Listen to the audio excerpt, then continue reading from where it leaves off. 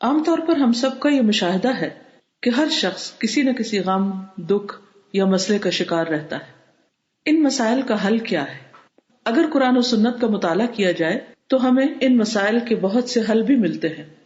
مثال کے طور پر نبی صلی اللہ علیہ وسلم نے رات کے وقت آنکھ کھلنے پر ایک دعا سکھائی اور ساتھ ہی یہ فرمایا کہ جو شخص اس دعا کو پڑھے اور اس کے بعد دعا کرے یا اپنے لیے بخشش مانگے تو اس کی دعا قبول ہوگی۔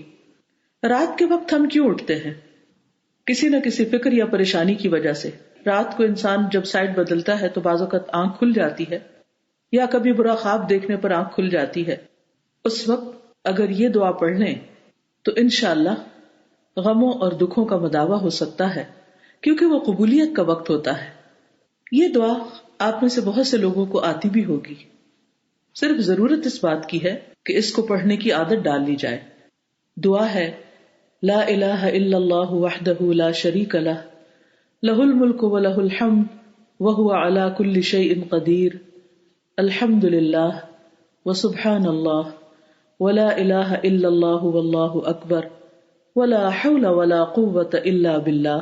بخاری کی روایت میں آتا ہے کہ جو شخص رات کو آنکھ کھلنے پر اس دعا کو پڑھے اور پھر کہے اللہم اغفر لی، اے اللہ مجھے بخش دے، یا کوئی دعا کرے تو اس کی دعا قبول ہو جاتی ہے، اور اگر وہ اٹھے، وضو کرے اور نماز پڑھے تو اس کی نماز قبول ہو جاتی ہے۔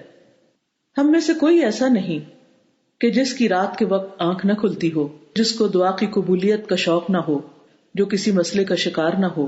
اس لیے رات کی ان گھڑیوں کو غنیمت جانیں، اس دعا کو پڑھنا نہ بھولیں۔ اللہ تعالیٰ آپ سب کا حامی و ناصر ہو۔ السلام علیکم ورحمۃ اللہ وبرکاتہ۔